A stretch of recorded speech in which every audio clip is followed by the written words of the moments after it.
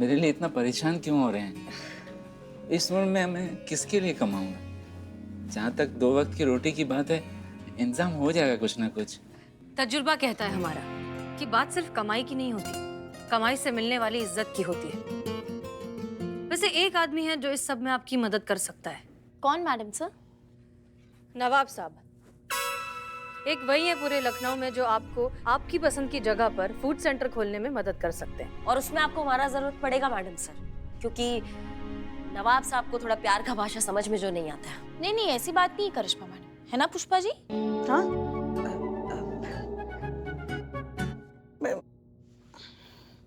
लेकिन ये नवाब साहब हैं कौन?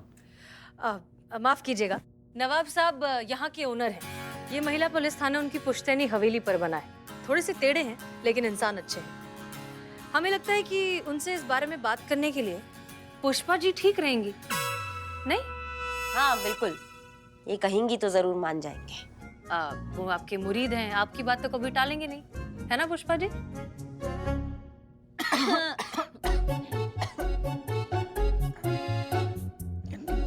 नहीं नहीं, ऐसी बात नहीं है।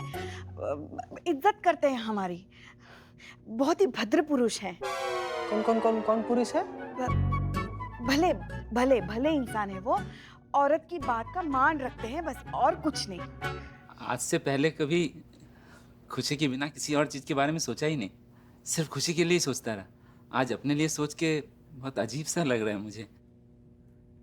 आप बिल्कुल हमारे अब्बा की तरह हैं। उन्होंने भी आप ही की तरह जिंदगी भर परिवार का ख्याल रखने में, परिवार के लिए कमाने में बिता दी। ये बात अच्छी है, लेकिन इस तरह के लोग सिर्फ अपनी ही दुनिया में सिमट कर रह जाते हैं और फिर धीरे धीरे बाहर की दुनिया उन्हें भूलने लगती है। सच बात तो ये है कि जब हम अपने लिए जीना शुरू करते हैं तो दुनिया हमारे लिए जीना शुरू करती है। जब हम अपने बारे में सोचना शुरू करते हैं तो दुनिया हमारे बारे में सोचना शुरू करती है। तजुर्बा कहता है हमारा कि जिंदगी एको साउंड की तरह होती है। हम जिस टोन में सवाल करते हैं, ठीक उसी टोन में हमें जवाब मिलता है। इसलिए अपने बारे में सोचना, अपनी जिंदगी अपने हिसाब से जीना गलत बात नहीं है। ये आपकी जिंदगी है, इसमें खुश रहना आपका हक है। और उसके लिए सबसे पहले जरूरी है उस जज्बाती गुलामी से आजादी, जो आपको अपने बारे में कभी सोचने नहीं देती। इसलिए जो कुछ भी हुआ भूल जाइए। आप भूल जाइए आपकी बेटी ने आपके साथ क्या किया। अभी सिर्फ और सिर्फ अपने बारे में सोचिए। शायद आप सच कह रही हैं, लेकिन अपने लिए कभी जिया ही नहीं। और मैं तो कल्पना भी नहीं कर सकता खुशी के बिना किसी और खुशी की। इसके लिए भी एक बहुत अच्छा आइडिया है मेरे पास। आप जब भी अपना फास्ट फूड सेंटर खोलेंगे, अपनी बेटी खुशी के नाम से खोलिएगा। इससे आपकी बेटी खुशी का नाम आपसे जुड़ा हुआ रहेगा और आपका भी दिल काम में लगेगा। है ना अच्छा आइडिया? वाह क्या बात है सर। कभी कभी सुर लगता है आपका गलती से, लेकिन जब लगता है ना तो एकदम क्या बात है संतु जी। ये बात बोल के ना एकदम आपसे शादी करने का हमारा इरादा और पक्का कर दिया। चले? आइए संतु जी, चलिए संतु जी। चलिए। आप आ गई? मुझे लगा ही था आप अपने पापा को लेने जरूर आएंगी। हम इन्हें लेने नहीं, बल्कि इनसे कुछ और लेने आए हैं।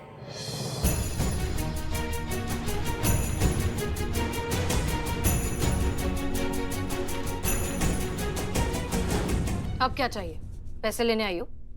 इतना बड़ा घर दे दिया, घर से बेघर कर दिया, अब किस बात का पैसा चाहिए तुमको? सिर्फ घर ही नहीं दिया इन्होंने, घर के साथ भर भर के जिल्लतें भी दे दी। घर से कॉलेज और कॉलेज से फ्रेंड सर्कल, हर जगह इनकी वजह से शर्मिंदगी झेलनी पड़ रही है मुझे कि ये मेरे पिता है, एक किन्नर मेरे पिता है। अच्छा, तो अभी आपको जिल्लत फील हो रही है?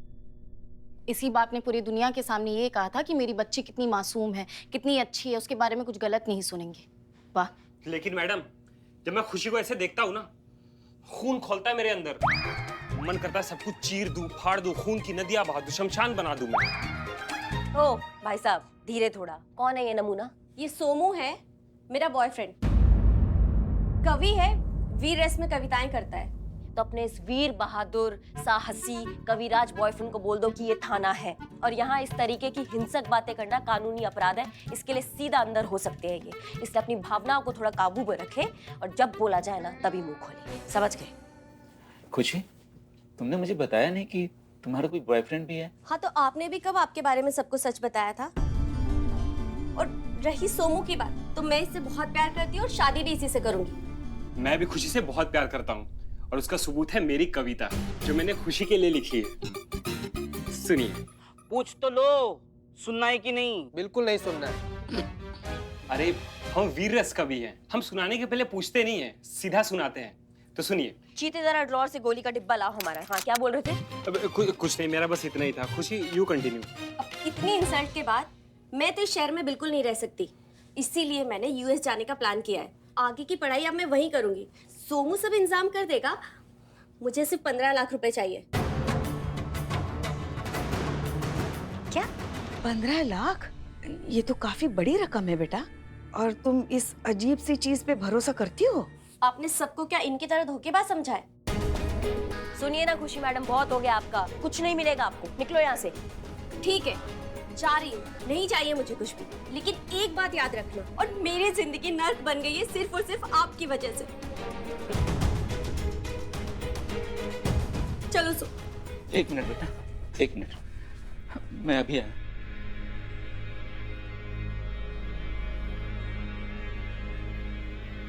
ये लो,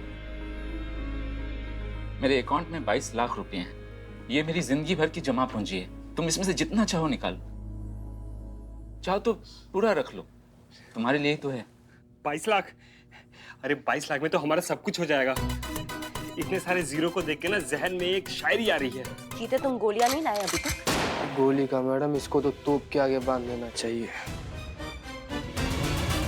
वाह, बहुत बढ़िया किया आपने, बहुत बढ़िया किया।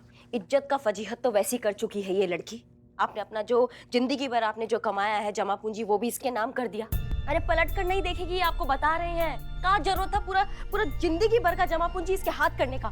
करिश्मा सिंह बिल्कुल ठीक करें, आपको ये सब नहीं करना चाहिए था। पुरानी कहावत है, पैसा वही जो हाथ में, ताकत वही जो पास में, और अपने वही जो साथ में।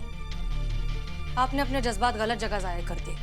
बुरा मत मानना, एक सवाल करता हूँ, भगवान ना करे, लेकिन अगर मेरी जगह आपके पिताजी होते तो वो क्या करते?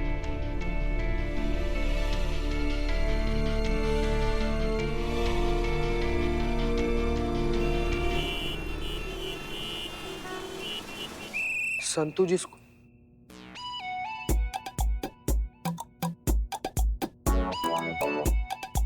लौटे।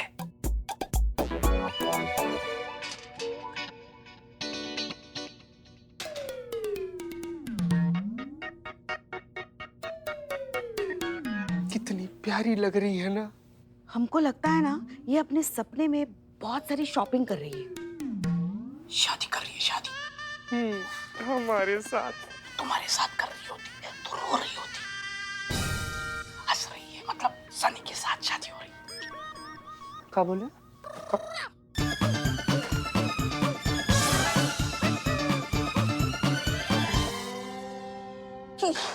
कसम से बिल्ली चंपत, कभी कभार तुम पर इतना गुस्सा आता है ना कि मन करता है कि गन्ना वाली मशीन में तुमको डालकर तब तक चलाते रहना जब तक तुम्हारे शकल का झाड़ू ना बन जाए। संतू जी,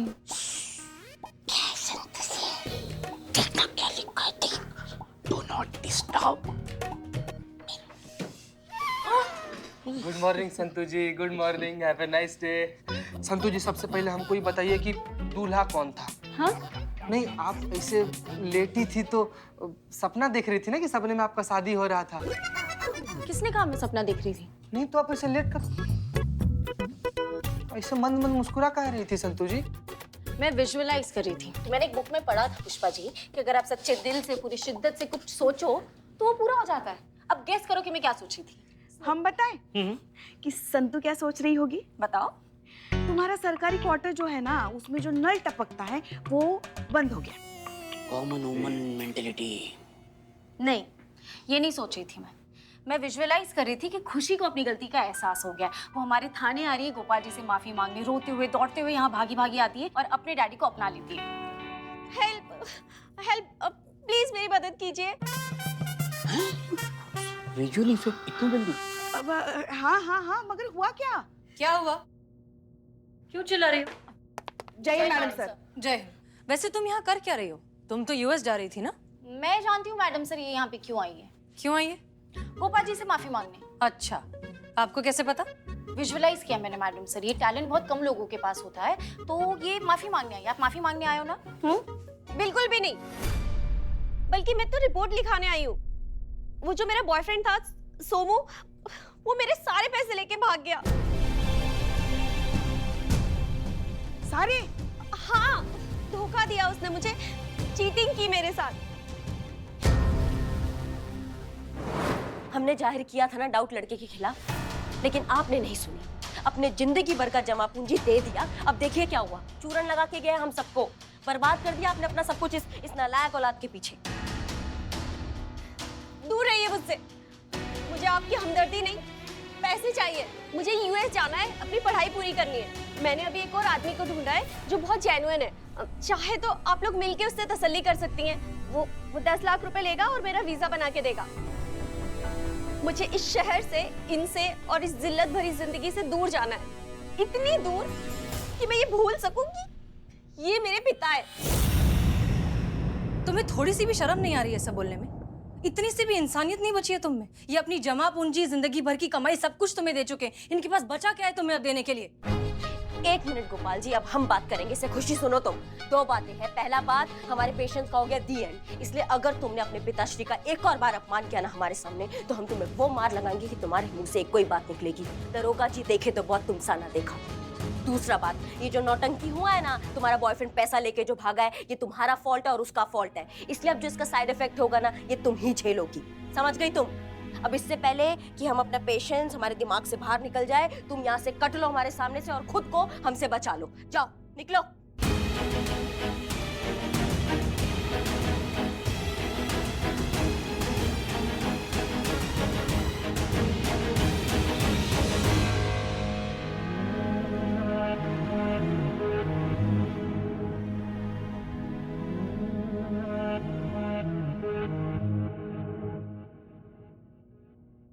गोपाल जी आप?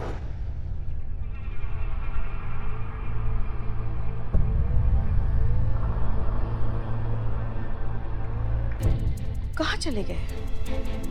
संतू? संतू? हाँ? गोपाल जी को देखा कहीं तुमने? अंदर ही होंगे, और कहाँ जाएंगे? नहीं, अंदर नहीं है वो। पता नहीं। चीते जरा जाके देखो बदनाम के ठिए पर हैं क्या वो? ठीक, हम देखते हैं। क्या हुआ पुष्पा जी? गोपाल जी अपने कमरे में नहीं है, पता नहीं कहाँ चले गए। वैसे हमने चीता को भेजा है बदनाम के ठिए पे। ओके, फोन करके देखते हैं। फोन स्विच ऑफ आ रहा है। क्या? ऐसे कैसे बिना बताए कहीं जा सकते हैं वो? देखा, कहा था ना मैंने, तो कुछ चल कर आएगा। दुनिया देखी है अम्मा ने, पता था यही होना है। बेकार में इतना टाइम वेस्ट किया। क्यों कमला? अरे अम्मा, मैं बिमला हूँ, कमला तो ये है। अम्मा देखो, मैं आ तो गया हूँ। मेरी एक छोटी सी शर्त है।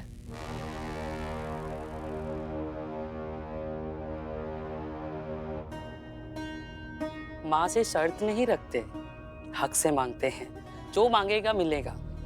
इस परिवार में स्वागत है तेरा।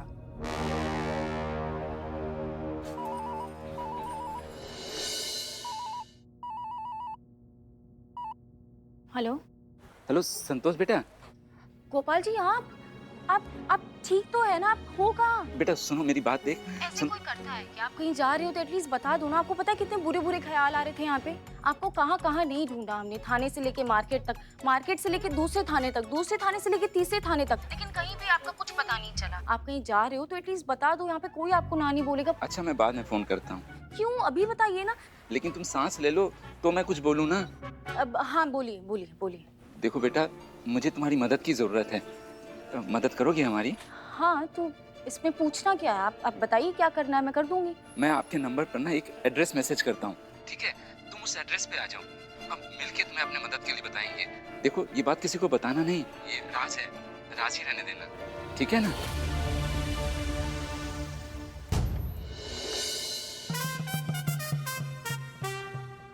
क्या हो गया संतू जी?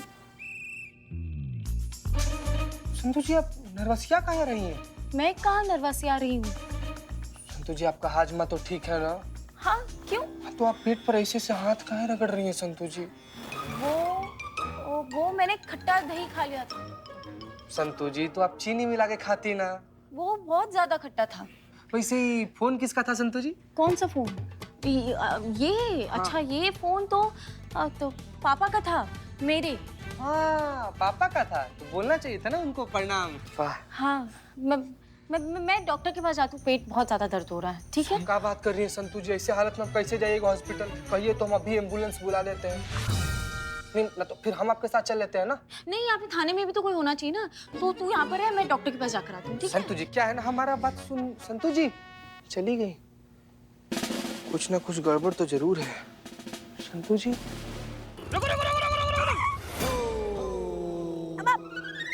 क्यों पाओ? अरे क्या है यहाँ काहे रुकने को बोले? रुको रुको रुको। क्या है? फोन आ रहा है, फोन। हाँ तो उठाओ ना। हाँ उठा रहे, उससे पहले हम न उठ जाए। हाँ तोते बोल, कबूतर का कुछ पता चला क्या? चील को बोला था कबूतर का पता लगाने को, तो चील को क्या पता चला? भालू के पास इंफॉर्मेशन है, तो भालू क्या बोला? घोड़ा बताएगा। तो घोड़े को फोन करना था ना। क्या घोड़े को फोन लोमड़ी ने उठाया? ठीक है क्या बोला? ओके ठीक है। नहीं भाई साहब क्या चल रहा है ये? हम क्या बोले थे तुमको, खबरी नेटवर्क को थोड़ा एक्टिव करो। तुम ये क्या चिड़ियाघर का मजा ले रहे हो, तोता मैना बिल्ली? नहीं मैडम, ये हमारे धंधे में सबके नाम ऐसे ही है, सब हमारे खबरी ऐसे ही। सुनो, पीएचडी नहीं करना है हमें तुम्हारे ये खबरी पर। मुद्दे पर आओ, कुछ पता चला? मैडम हम जिसके पीछे पड़ जाए उसके मुंह से निकले हाय हाय, कभी फेल नहीं होता बिल्लू द स्पाई।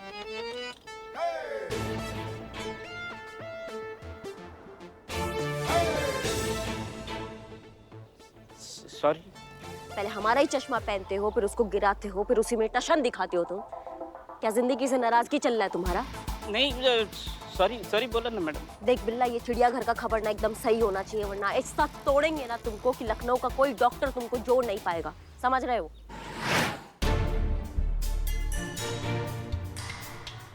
सर आप इनके साथ क्या कर रहे हैं गोपाल जी?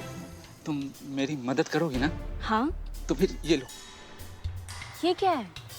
इसमें 10 लाख रुपए हैं, खुशी को दे देना, ये उसके यूएस जाने के लिए है। आप गोपाल जी ये क्या कर रहे हैं? आप दोबारा वही गलती कर रहे हैं। कुछ मत कहो बेटा, बस इस पैसे को खुशी तक पहुंचा दो। तो आप ये खुद क्यों नहीं दे देते? आप मेरे साथ चलिए, आप खुद दे दीजिए।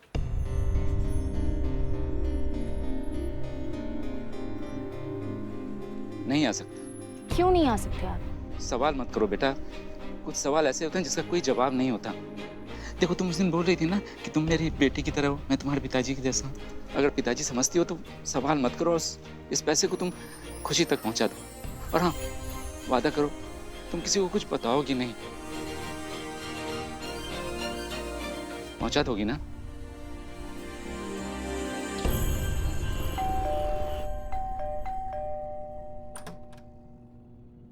Thank God, finally. कहाँ है? कहाँ है मतलब? तुम बताओ, कहाँ है तुम्हारे पिता? मुझे क्या पता कहाँ है। मैं तो अपने पैसों के बारे में पूछ रही थी। पैसे? कौन से पैसे? क्यों, आपको पिताजी का फोन नहीं आया? नहीं। मुझे तो आया था सुबह उनका फोन। अब बोले भिजवा रहा हूँ पूरे 10 लाख रुपए। मुझे लगा कि आप लोग मेरे पैसे लेकर आए होंगे। लगता है तुम्हारी अक्ल अब तक ठिकाने नहीं आई। कहाँ से आएंगे उनके पास इतने पैसे? मुझे क्या पता कहाँ से आएंगे पैसे। जैसा बाबा ने मुझे बोला था मैंने आपको बता दिया। अगर बाबा ने इनके जरिए पैसे नहीं भेजे तो कौन पैसे लेकर आने वाला होगा? पैसा पैसा पैसा, हद होती है बेशर्मी की। वो आदमी जिसने तुम्हें पाल पोस कर इतना बड़ा किया, अपनी जिंदगी भर की सारी कमाई तुम्हारी खुशियों के लिए खर्च कर दी, वो आदमी कहाँ है, कैसा है, जिंदा भी है या मर गया, ये पूछने के बजाय तुम्हें सिर्फ अपने पैसों की पड़ी है। क्या मतलब कहाँ है? सुबह आप लोगों के साथ ही तो थे थाने में। थे, लेकिन अब नहीं। बिना बताए कहीं जा चुके हैं। हमें लगा शायद तुम्हें अपने किए पर थोड़ा बहुत पछतावा हुआ होगा और तुम अपने पिता को घर ले आई होगी। लेकिन अफसोस, तुम वही इनसेंसिटिव और सेल्फिश लड़की हो जिसको अपने ही पिता के जज्बातों की कोई कदर नहीं। शायद तुम्हारे पिताजी ने अपनी असलियत छुपाकर गलती की, लेकिन तुम्हें गोद लेकर उससे बड़ी गलती की। चलिए पुष्पा जी।